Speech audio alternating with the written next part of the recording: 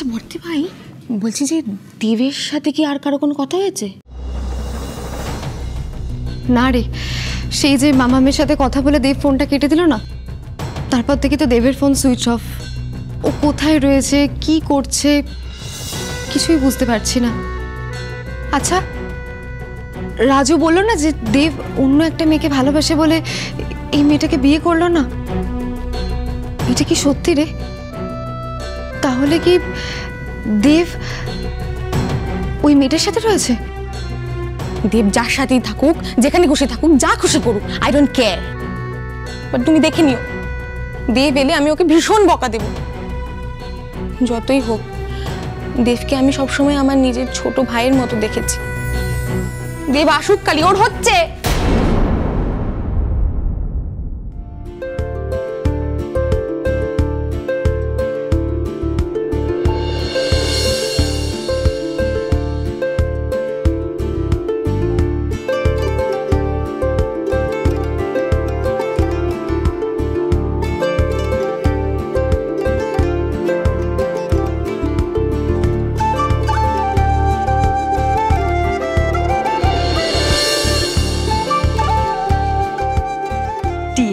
তোমাকে কিন্তু খুব সুন্দর দেখাচ্ছে গো। কই গো নতুন বৌমা, এখনো রেডি হয়নি? আগো সবাই এসে পড়লো যে, কই দেখি।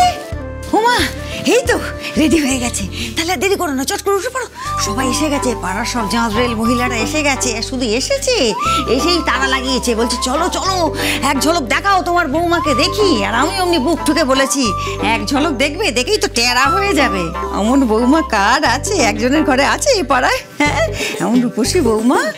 আর শুধু তাই, আবার জিজ্ঞেস করছে পড়াশোনা কেমন, চাকরি কি করে। উরি বাবা, কত প্রশ্ন। আমিও বলেছি শুধু রূপ নয় গুণও ঢের, কত কত পাশ দিয়েছে, কি বিরাট চাকরি করে। উরি বাবা, শিখে যে সে কথা। জানো, আমার না খুব ইচ্ছে ছিল তোমার এই ডিগ্রিগুলো সব সোনালি ফ্রেমে বাঁধিয়ে বারান্দায় সার দিয়ে সাজিয়ে রাখি। সব লোকজন আসবে দেখবে চমকাবে, আসবে দেখবে চমকাবে। হলো না, করতে দিল না। তোমার শ্বশুর মশাই মানে বললো যে খুব বাড়াবাড়ি হয়ে যাবে, ওসব করার দরকার নেই। থাক, ভালো লাগতো, দেখাতে পারলে আরো জ্বালানো যেত।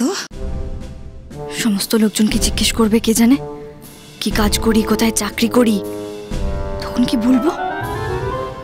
আর যদি কেউ চেনা পরিচিত বেরিয়ে যায়, ওরে বাবা, তাহলে তো গেছি, হাটে হারিয়ে একদম ফেটে যাবে। স্বয়ংমা রক্ষীকালী এলেও বোধহয় আমাকে আর বাঁচাতে পারবে না। আজকে বোধহয় ধরা পড়েই যাব, কেউ বাঁচাতে পারবে না। অনেক লোকজনের আওয়াজ শুনতে পাচ্ছি। হ্যাঁ, এই চা দিয়েছে ওইদিকটা, ওইদিকে চা দাও, চা দাও ওইদিকে।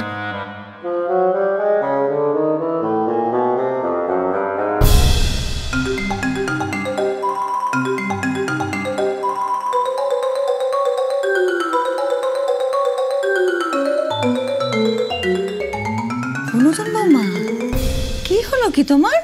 মুখটা আমার শুকনো দেখাচ্ছে কেন মা? খিদে পেয়েছে নাকি? হ্যাঁ, খিদে পাইনি? তাহলে কি হয়েছে বলো তো? ও, তুমি ঘাবড়ে গেছো নাকি? এত লোক এসেছে। এই বাবা, এদিকে এসো, এদিকে এসো। এই মা, দেখি দেখি দেখি। হ্যাঁ, তুমি ঘাবড়াবে কেন? এই পাড়ার জাঁজরেল মহিলাদের জন্য? তুমি তো আমাদের গর্ব, আমার অহংকার। তুমি শিরদাঁড়া টান টান করে সোজা হেঁটে যাবে, মাথা উঁচু করে দাঁড়াবে। ওরা সব নিচু হয়ে কুর্নিশ করবে, ওদের মাথা নিচু হয়ে যাবে।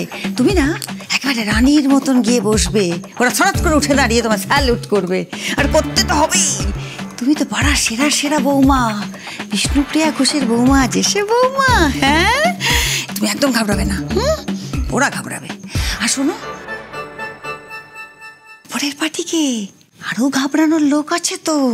শোনো, তুমি যখন রোজ সকালে অফিস যাবে না, তুমি ওই আমার দিদি ভাইকে শুনিয়ে শুনিয়ে বলবে, মম, মম টম বলো না, মা বলে ডেকো, ওটা শুনতে ভাল লাগে। মা, অফিস বেরোচ্ছি আমি, টিফিন বক্সটা দিয়েছেন তো? আমি অমনি বলবো ভেতর থেকে, হ্যাঁ হ্যাঁ মা, টিফিন বক্স দিয়ে দিয়েছি, তুমি কিন্তু সময় মতো খেয়ে নিও, দুগ্গা দুগ্গা, সাবধানে যেও। কেমন? তুমি কিন্তু বলবে আমাকে এই সমস্ত কথা। আর এই সমস্ত শুনে না যেই দেখবে ভগবান আমাদের উপর মুখ তুলে চেয়েছে, জ্বলবে, হিংসে জ্বলে পুড়ে মরবে। মুখটা যা হবে না, অত সাজগজ করা মুখ আবার আমসির মতন হয়ে যাবে। আমার ভেবেই হাসি পাচ্ছে। ঠিক আছে, আচ্ছা আচ্ছা, ওরা সব বসে আছে, তোমাকে দেখবে বলে। চলো চলো চলো, আর দেরি করার দরকার নেই। এসো দেখি, তা না করে আঙুলটা দেখি, যা নজর দেবে। এসো, চলো চলো চলো চলো চলো। এই তোমার সবকিছু গোছানো হয়েছে গো? আচ্ছা আচ্ছা, চলো চলো। সবকিছু ঠিকঠাক করে নিয়েছো তো? টিয়াকে কিন্তু খুব সুন্দর সাজিয়েছো, খুব সুন্দর লাগছে টিয়াকে। মা তো খুব ঘটা করে বৌবাত ফৌবাত করে ফেললো। গোটা পাড়াকে চাকরি করা বৌমা দেখায় বলে ঢাক ঢোল পিটিয়ে নেমন্তন্ন করে দিল। কিন্তু এটা যে আমার জন্য কত বড় বাঁশ হলো সেটা একবারও ভাবলো না। গোটা পাড়া জানে আমি কোনো ইঞ্জিনিয়ার নই, পাতি গ্যারেজের মেকানিক। সবাই যদি টিয়াকে সত্যিটা বলে দেয় যে তোমার স্বামী তো তোমাকে ঢপ মেরে বিয়ে করেছে, একেবারে কেলোর কীর্তি হয়ে যাবে। মা তো বল ছুড়েই দিয়ে খালাস। সে বলে যে আমি কি করে ব্যাট করব না ক্লিন বোল্ড হব, তা একবারও ভাবলো না। হে ভগবান, আমাকে বাঁচাও, প্লিজ বাঁচাও। আজ যদি আমার পোল খুলে যায়, টিয়া কিছুতেই থাকবে না, আজকেই ওই বাড়ি ছেড়ে চলে যাবে। মা, মা! এই দাঁড়া দাঁড়া দাঁড়া, কি হয়েছে রে? দেখে পাওয়া গেছে? না না, তার থেকেও বড় ঝামেলা হয়ে গেছে। তুই এক্ষুনি চল, মাকে সব। আরে দাঁড়া দাঁড়া, কি ঝামেলা আমাকে বল আগে। আরে বিরাট বড় গন্ডগোল হয়ে গেছে, মাকে এক্ষুনি সব না বললেই নয়। তুই চল। অনেক 1 মিনিট দাঁড়া, মা এমনিতে রেগে ফায়ার হয়ে আছে। বাড়ির মধ্যে একটা অনুষ্ঠান চলছে, তার মধ্যে তুই আবার এই কথাগুলো বলে একটা কি গন্ডগোল বানাতে চাইছিস? তোর যা বলার তুই আমাকে বল, মাকে কিছু বলতে হবে না, বল। আচ্ছা ঠিক আছে, শোন, তোকেই বলছি। এই যে বচ্চাজি ঘটকের একজন অ্যাসিস্ট্যান্ট আছে, সে মদ খেয়ে সব উগড়ে দিয়েছে। সে পরিষ্কার বলেছে যে বচ্চাজি ঘটক এই মেয়েটার সঙ্গে দেবের বিয়ে ফিক্স করেছিল আমাদের ফ্যামিলির উপর বদলা নেবে বলে। বদলা? হ্যাঁ হ্যাঁ, বদলা, বুঝলি, বদলা। ওই যে মা ঘটককে বার করে দিয়েছিল না অপমান করে, সেইটার বদলা নেবে বলে। এই যে আমরা সব দেখে এসেছিলাম না, ওই মেয়েটার সম্বন্ধে চাকরি করে, পড়াশুনো করে, সব ভুল বর্দা ভাই, সব মিথ্যে। কি বলছিস কি রে? একদম ঠিক বলছি। হাত বেটা ওই বচ্চাজির অ্যাসিস্ট্যান্ট মদ খেয়ে মুখ সারিয়ে ফেললো, নাহলে আজকেই আমি সব হিস্ট্রি বার করে নিচ্ছি। শোন, তুই শিওর, মানে কনফার্ম? আমাকে তার আগে বল, তোকে এগুলো কে বললো, মানে কোত্থেকে জানবি? আরে মধু, আরে আমার সঙ্গে ফুটবল খেলতো না মধু পাড়ার, ও আর এই ভট্টাচার্যির ঘটকের অ্যাসিস্ট্যান্ট এক থেকে মদ খায়। সেই তো বলছিল, সে তো খিল্লি করছিল আমাদের ফ্যামিলি নিয়ে, বলছিল যে কিরে তোদের বাড়িতে তো বিশাল ঝামেলা চলছে আজকাল, তোর ভাই পালিয়েছে বিয়ে না করে, সেই মেয়েকে রাজু বিয়ে করে নিয়েছে, তবে ভালোই হয়েছে, এটাও বলছিল যে সেই মেয়ে নাকি ডেঞ্জার পিস। বুঝলি? সবই বুঝলাম অনেক, কিন্তু একটু ঠান্ডা মাথায় ভেবে দেখ, এখন যা সিচুয়েশন, মাকে এগুলো বলে কিছু হবে না, হিতে বিপরীত হবে, আবার একটা বিশ্রী কাণ্ড হবে। আর দেখ, এই ভট্টাচার্য ও কি করেছে না করেছে সেগুলো নিয়ে ভেবে তো এখন কোনো লাভ নেই। যা হওয়া সে তো হয়ে গেছে। আমাদের এখন মেন প্রায়োরিটি কি হওয়া উচিত? আমাদের ছোট ভাই দেবকে ঘরে ফেরানো। That's it. আরে কি বলছিস তুই? এত বড় একটা ঘটনা মাকে বলবো না? আস্তে আস্তে না, তুই মাকে কিচ্ছু বলবি না, প্রমিস কর আমাকে, প্রমিস। অনেক প্লিজ, থ্যাংক ইউ। তুই ভালো করেই জানিস বর্দা ভাই যে আমি এই প্রমিসটা ভাঙবো না। তুই আমার উইক পয়েন্টে আঘাত করলি, কিন্তু আজকে এটা তুই ঠিক করলি না।